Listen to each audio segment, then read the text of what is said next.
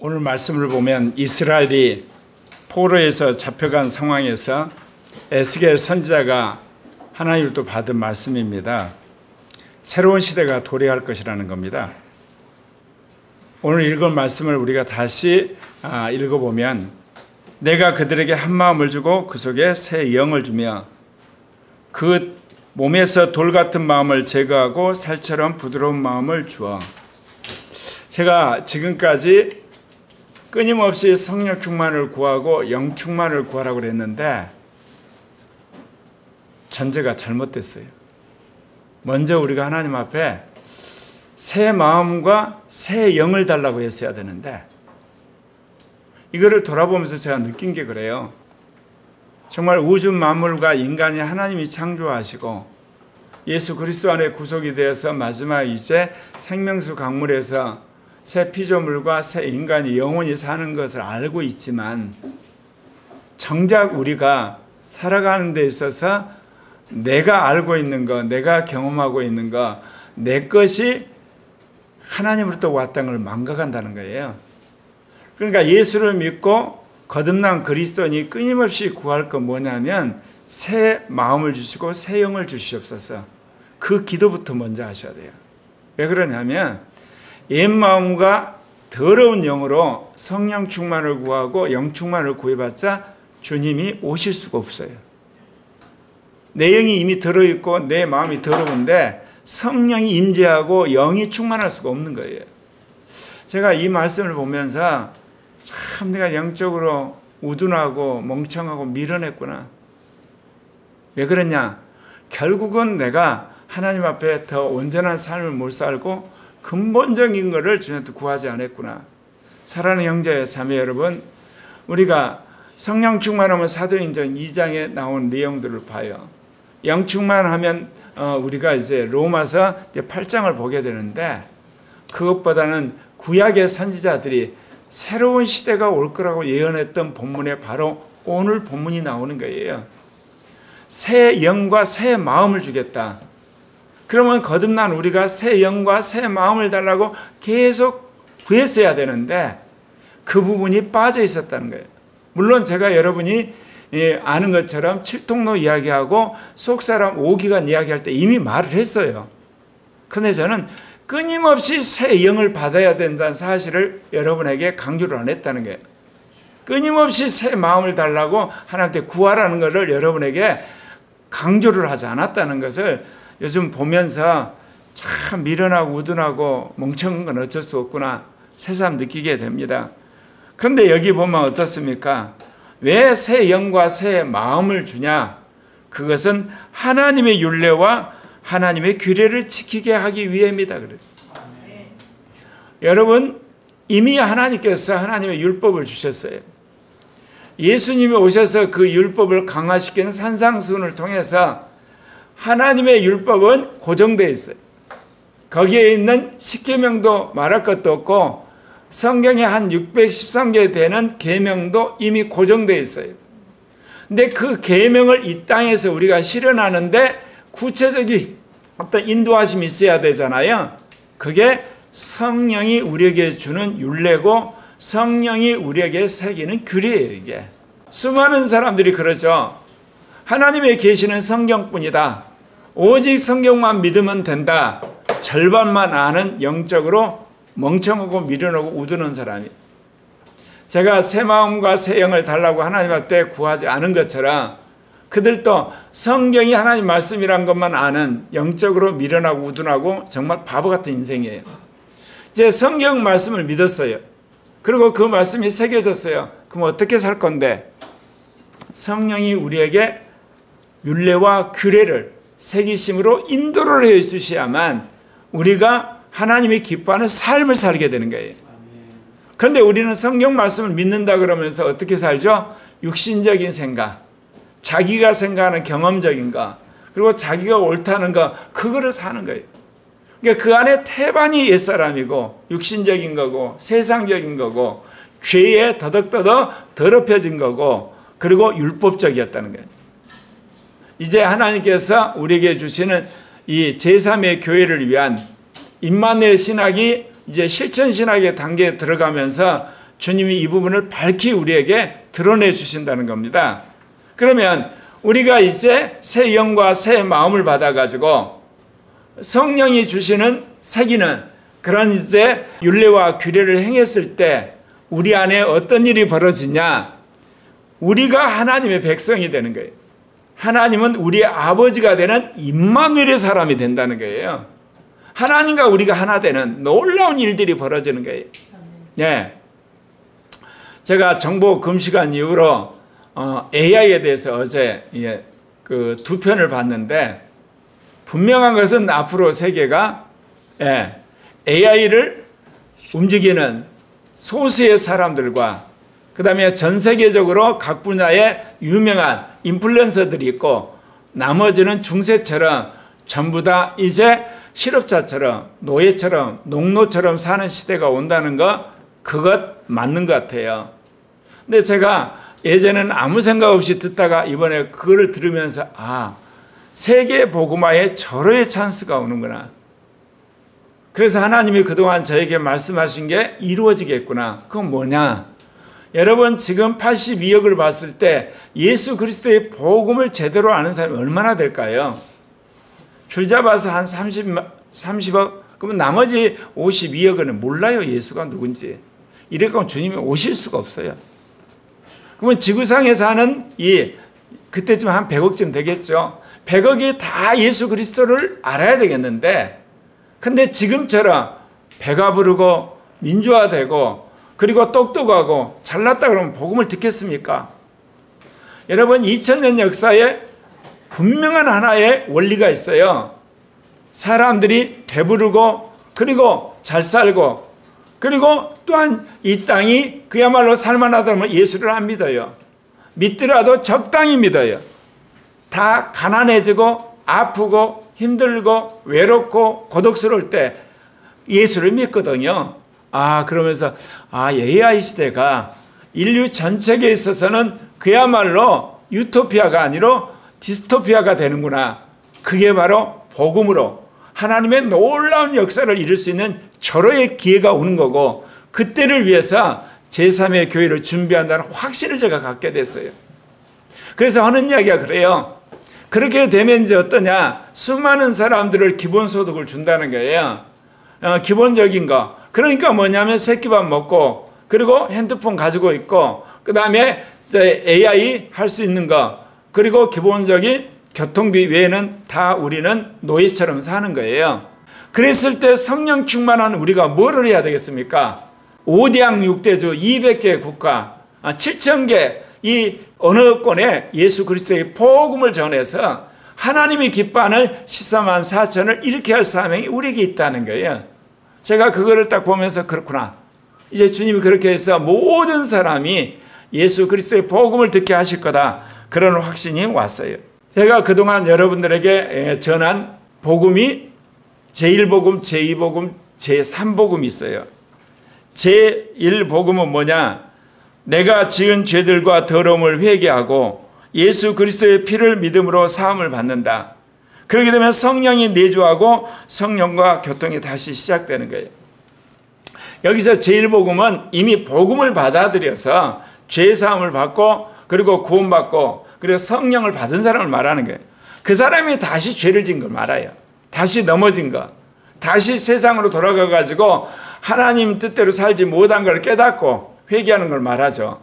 그리고 자신이 이제 더러워진 것을 회개하고 예수 그리스도의 피를 믿음으로 다시 이제 사함을 받잖아요.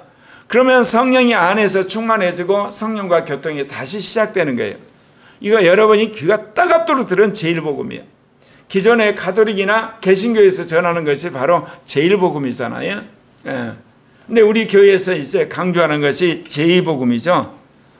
예수 그리스도와 함께 십자가에 못 박혔고 이제는 예수 그리스도와 함께 내가 산다. 그런 사람에게는 어때요? 이제 그 영의 열매가 맺히고 그 영의 은사가 나타나게 되는 거죠. 이제 그래서 여러분이 제2복음에 따라 순종을 하게 되면 이기는 자가 되는 거예요. 이기는 자는 그 영을 따라 살아갈 때를 이제 영이 이기는 자라 그러는 거고 예수님은 그런 사람을 버려서 의인이라고 그래요. 그래서 의인들은 어린 양의 생명책 이름이 기록이 되어 있어요. 하나님은 뭐라고 그러냐면 내가 택한 자라고 그러세요. 그래서 하나님은 택한 자라고 그러고 예수님은 의인이라고 그러고, 그리고 어린 양 우리로 하여금 이기는 자로 이야기하는 거거든요. 제2 복음에 따라서 여러분 실제로 살아서 하나님이 인정할 때 그렇게 된다는 겁니다. 제3복음이 있습니다. 예수 그리스도의 몸인 교회를 위해서 그리스도의 남은 고난을 내 육체에 채우는 걸 말합니다. 이런 사람은 그 영을 따라 거룩함을 이루게 되고 그 영이 말씀하신 것에 절대 순종하게 됩니다. 이들이 누가 됩니까? 그들이 성도가 됩니다. 그리고 그들이 하나님의 종들이 됩니다. 그리고 그들이 첫째 부활하게 되는 겁니다. 그래서 하나님께서 우리 교회에 제1복음과 제2복음과 제3의 복음을 주셨는데, 제가 여러분한테 이것을 이제 전했지 않습니까? 예. 제1복음에서 믿음 위에 죄를 지으면 회개해야 된다고 그래서 그래야만 성령과 다시 교통이 이제 이루어지니까 제가 굉장히 회개를 강조를 했지 않습니까? 그건 나 자신 이제 성령 세례 받을 때부터 이제 회개를 열심히 이제 했고 또 그걸 실천했는데, 제가 회개에 대해서 정확하게 가르치지 않았더라고요. 그렇죠? 예. 왜냐하면 사람들이 회개를 자기가 할 수 있다고 생각한 거예요. 하나님의 영이 여러분의 마음을 흔들어서 회개할 마음을 주셔서 비로소 내가 회개할 수 있는 거예요. 가룟 유다가 후회를 했지 회개를 못했다고 그랬죠. 왜 그렇겠어요?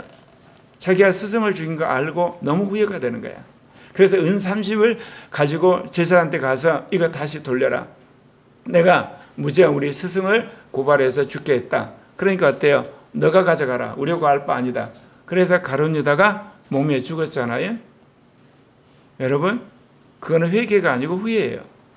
왜냐하면 하나님의 영이 가룟 유다 마음속에 회개할 마음을 안 주셨어요. 그래서 지옥 간 거예요. 내가 이거를 강조를 했어야 되는데 뒷부분을 강조를 안 한 거예요. 회개는 당신 마음대로 되는 게 아니다. 하나님이 허락해야 된다. 그러니까 당신이 오늘 지은 죄가 마지막 당신의 영원한 멸망이 될 수 있다. 왜? 하나님의 영이 회개의 마음을 안 주면 그것으로 그 사람은 어린 양의 생명책에서 그 이름이 지워져 버릴 테니까. 그것 때문에 내가 우리 청소년들, 청년들을 그야말로 영적으로 성숙할 기회를 제대로 안 가르쳤구나. 예. 근데 그렇게 한 이유 중에 하나가 있어요. 그러면 애들이 회개를 안 할까 봐. 근데 역설적으로 회개를 더 할 텐데 참 영적으로 미련했다는 생각이 들어요. 제2복음에서 예수 그리스도와 함께 십자가에 못 박힌 것이 믿어져야만 그리스도가 안에 실질적으로 사시잖아요. 그래서 또 제가 오죽음과 오신생을 강조했댔어요. 그래서 여러분 아시죠? 이 오죽음 오신생. 원죄에 죽고 의의 종으로 살아라. 율법에 죽고 생명의 영의 법으로 살아라. 육신을 못 박았고 이제 그 영으로 살아라. 옛사람을 못 박고 새사람을 입어라. 세상에 대해 못 박히고 새 피조물로 살아라. 제가 늘 말하는 오죽음 오신생이에요. 근데 이것도 5년 전만 해도 우리 어린아이들, 청소년, 청년들한테 안 가르쳤어요. 왜? 너무 어려우니까 이거 이해 못 할 거다. 그리고 이거 못 믿을 거다. 그러면 당연히 못 실천할 거라고 생각해서 줄기장차 장년들하고 노년한테만 이거를 가르쳤거든요. 어쩔 수 없이 설교 때 우리 어린아이들, 청소년, 청년들이 이제 듣기는 했지만 우리로 말하는 세대별 모임이라든지 성경 공부 때 구체적으로 안 가르쳤단 말입니다. 그런데 나중에 보니까 어린아이들이 어른 뺨치게 육신적인 거야. 세상적이고 옛사람이 펄펄 살아있고 청소년은 말할 것도 없어. 청소년들은 아예 이제 정말 어린들을 능가하는 거야. 청년들을 보니까 완전히 육신적이고 옛사람이 세상이 찌들어 있고, 분명히 우리 교회가 제2복음도 가르치고 제3의 복음도 가르치고 영의 음성 들으라는데 이게 문제가 뭘까 보니까 제2복음을 철저하게 어린아이들, 청소년, 청년에게 안 가르쳤다는 걸 제가 알게 된 거예요. 네. 그러면서 또 멍청하고 미련하고 우둔한 목사였구나. 우리 어린아이들, 청소년, 청년 다 성령 받았잖아요. 거듭났잖아요. 그러면 영이 그걸 깨닫게 하실 건데, 믿게 할 텐데, 그래서 한 5년 전부터인가 이제 어린아이들 그리고 청소년 청년들에게 이제 가르치기 시작을 한 겁니다. 그랬더니 그 열매가 이제 나타나기 시작한 거예요. 초등학교 4학년 이온유의 영적 피드백입니다. 10월 9일 목요일. 오늘은 속사람에 대해 피드백을 할 것이다. 나는 악한 존재다. 나는 내 속사람 안에 있는 육신을 참고 나중에 폭발하고 눈치를 보는 사람이다. 인정한다. 그래서 이중인격이고 바리새인이라는 것이다. 늘 선한 척 하는데 안에는 악하다. 그래서 내 중심대로 남에게 잘 보이려고 한 것이다. 그리고 내 놀고 싶은 대로 논다. 그래서 피드백 일기도 숙제가 되고 내 마음대로 하는 것이다. 나는 예수님과 함께 십자가에 대해 못 박혔다. 목사님이 그러셨다. 나도 십자가에 못 박힌 것을 믿어야 됐다. 이중인격이 인정된다고 그러셨다. 그것을 인정한다.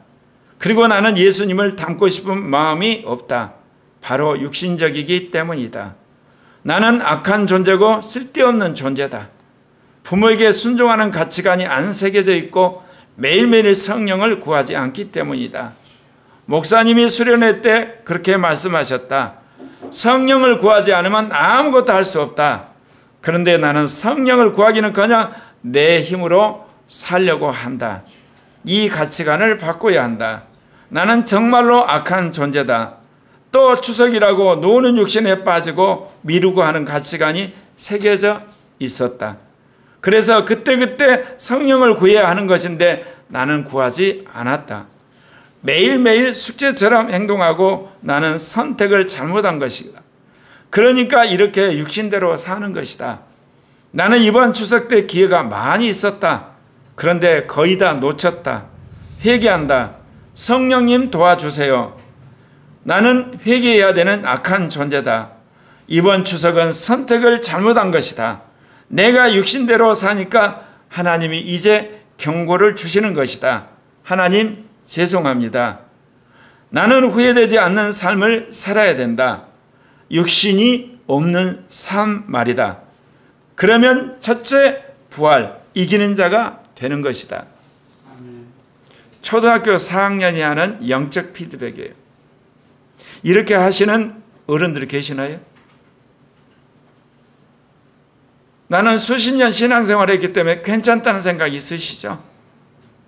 그리고 나는 그래도 신실하다는 생각이 있으시죠? 나는 그래도 이긴 자라고 생각하시죠? 어른들이 신종 바리새인들이에요. 어른들이 그야말로 신종 사두개인들이에요. 제가 이거를 보면서 정말 내가 영적으로 무딘 목사고 또 바보고 천치구나. 또 그걸 깨달았어. 그래서 다행히 5년 전부터 시작을 해서 여기까지 됐는데